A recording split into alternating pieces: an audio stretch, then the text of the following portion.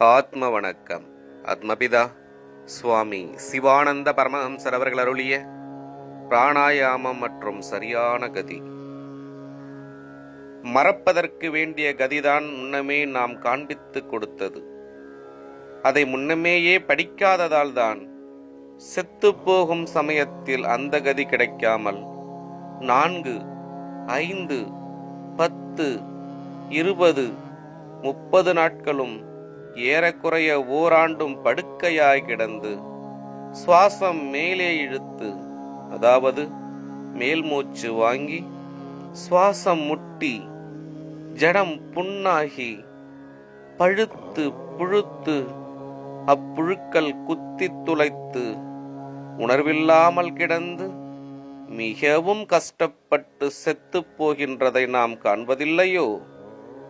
காண்பதுண்டு.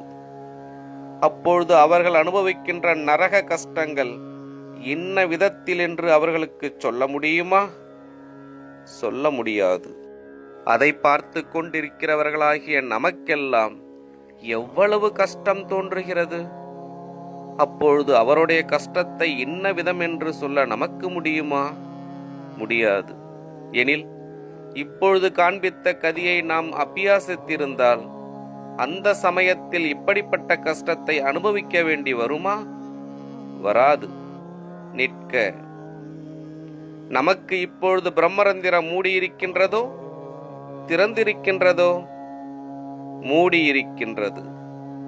மூடியிருக்கின்ற பிரம்மரந்திரம் திறக்காவிடில் ஜீவன் பிரம்மரந்திரத்தில் போய் சேர முடியுமா?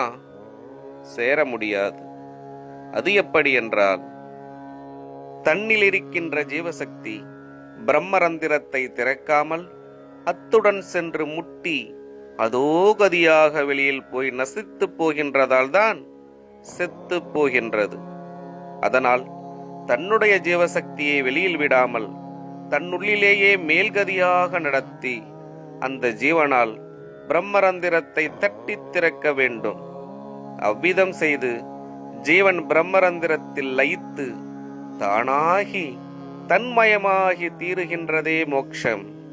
இவ்விதத்தில் அல்லாமல் மற்றெந்த விதத்திலும் நமக்கு மோட்சம் சித்திப்பதில்லை. எனில் இதுவரையிலும் நம்முடைய ஜீவனுக்கு கீழ்கதியா மேல்கதியா? கீழ்கதியாகும்.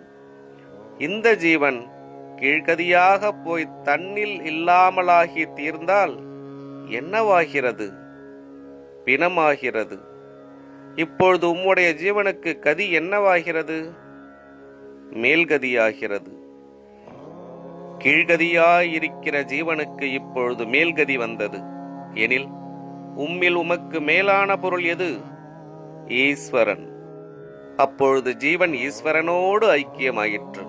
இதற்கு ஜீவேஸ்வரோ ஐக்கியம் என்று சொல்லப்படுகிறது. பிராணாயாமம் மற்றும் சரியான கதி தொடரும். ஆத்ம வணக்கம்.